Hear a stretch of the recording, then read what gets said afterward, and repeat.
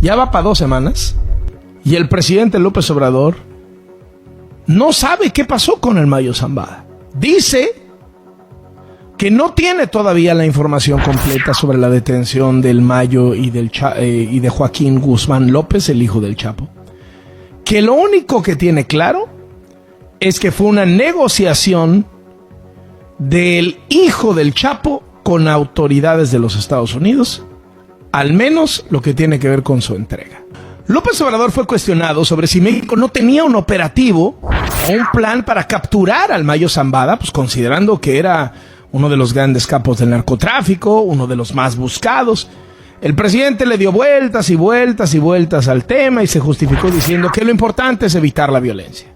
Siempre se detiene a narcotraficantes. Esto responde al objetivo, o sea, de evitar que se desate la violencia. Por eso es que pues no van tras los grandes capos, porque esto pudiera representar masacres en el país. Es que son concepciones distintas. No se tolera ninguna práctica ilícita, pero se busca que no haya violencia, que se atiendan las causas. Hay quienes no coinciden con nosotros aquí en México, pero sobre todo en Estados Unidos, porque se apuesta más a detener a los capos, a los jefes, y se olvidan de atender las causas. Me da muchísimo gusto saludar en W Radio al periodista y escritor especialista en temas de seguridad, Jorge Fernández Menéndez. ¿Cómo estás, Jorge? Qué gusto saludarte. Muy buenas tardes. ¿Qué tal? Muy buenas tardes. Un placer estar con ustedes, como siempre. Y de todo lo que se dice, Jorge, ¿hay un efecto político de esto? Bueno, sí, hay un efecto político aquí y allá. Y por otra parte, aquí me parece que es, yo lo decía algo así como el epitafio de la estrategia de abrazos y no balazos, porque se demostró que con esa estrategia los cárteles se empoderaron. Los grupos criminales tienen hoy más poder que antes. Según la Cámara México-Americana, controlan el 13% de las empresas. Según el Comando Norte, controlan el 30% del territorio, pero además ni siquiera estamos en capacidad de enterarnos qué es lo que sucedió. Han pasado muchos días y todavía no tenemos ni siquiera una versión verosímil de qué es lo que sucedió, de dónde se llevaron al Mayo, cómo se lo llevaron, en qué condiciones. Entonces, me parece que a partir del 1 de octubre tiene que haber una revisión muy profunda de toda la estrategia de seguridad. ¿Crees que puede haber preocupación en el gobierno, en el presidente, en alguno de sus leales por lo que pueda decir ante las autoridades estadounidenses el Mayo? Tanto el Mayo como los Chapitos, porque hay que recordar que tanto Ovidio como Joaquín probablemente estén ya con una suerte de mecanismo de testigos protegidos. Y yo creo que sí. ¿Por qué? Porque lo que pasó en el pasado, digamos, valga la redundancia, lo que ocurrió en el gobierno de Calderón, en el gobierno de Peña, y eso ya lo sabemos con todas las vicisitudes que hayan tenido esos juicios, con el juicio del Chapo, el juicio de García Luna. Lo que saben los Chapitos, que hasta hace poco tiempo, 5 o 6 años, eran todavía un grupo menor, desde la extradición de su papá, del Chapo Guzmán, comenzaron a destacar como un grupo y comenzaron a destacar precisamente con el fentanilo, es lo que ocurrió en los últimos años. El Mayo Zambada puede hablar de lo que ocurrió hace 30 años, pero lo que ocurrió también anteayer.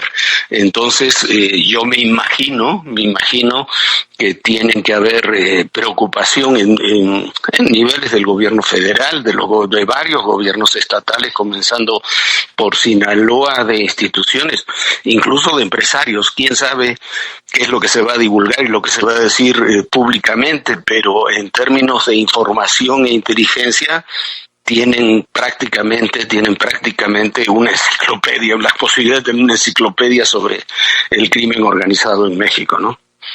Jorge Fernández Menéndez, te agradezco muchísimo estos minutos para W Radio. Qué gusto saludarte. Igualmente, un abrazo. Saludos. Un abrazo. Gracias. Hasta luego. Pero debe haber muchísima preocupación también de otro lado. porque el Mayo atravesó todos los partidos de todos los colores. Su reinado comenzó con el PRI, pasó por el PAN, pasó por el PRI otra vez, y desde luego estuvo activo sin que nadie lo molestara durante los 6 años del gobierno de Andrés Manuel López Obrador. Es decir, no es solamente que Calderón y que como han estado diciendo últimamente, vaya a estar temblando. Deben estar temblando muchos, pero como atravesó todos esos gobiernos que han ido cambiando los políticos, hay un grupo que no ha cambiado, que es el grupo de los militares.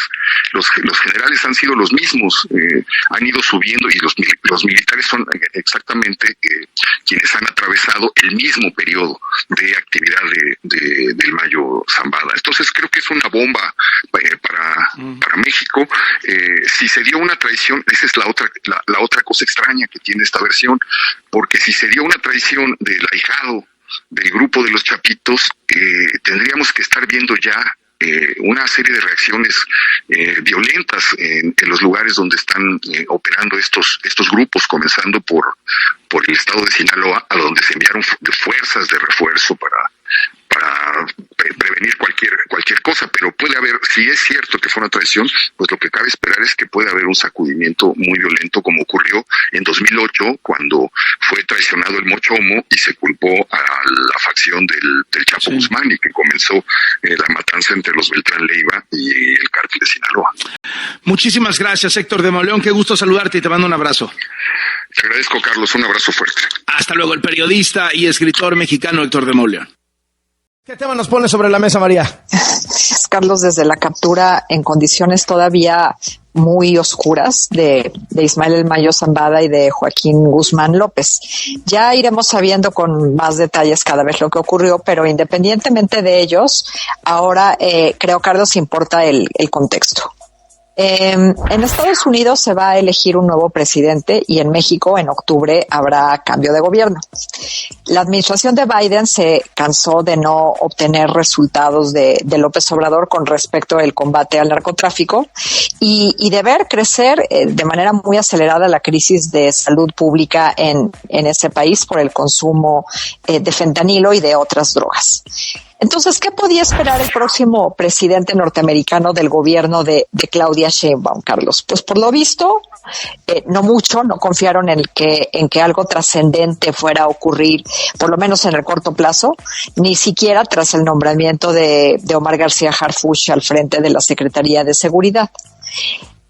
La próxima presidenta de México, Claudia Sheinbaum, no ha dicho, pues, básicamente nada sobre el tema, ¿no? Como si en su gobierno no fueran a resentirse las consecuencias, no solo en nuestro territorio propiamente, como de la relación entre ambos países.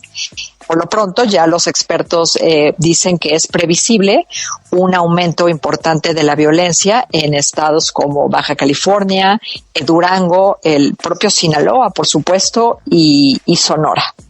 Mientras tanto, Carlos, creo que en México no hay demasiado que esperar, pues es la Fiscalía General de la República la que conduce la investigación para aclarar cómo es que ocurrió esta muy extraña captura. Así que antes tendremos información de arriba, supongo, Carlos. Ya lo estaremos viendo. María, muchísimas gracias, qué gusto saludarte. Igualmente, Carlos, un abrazo. María Scherer, analista de este programa.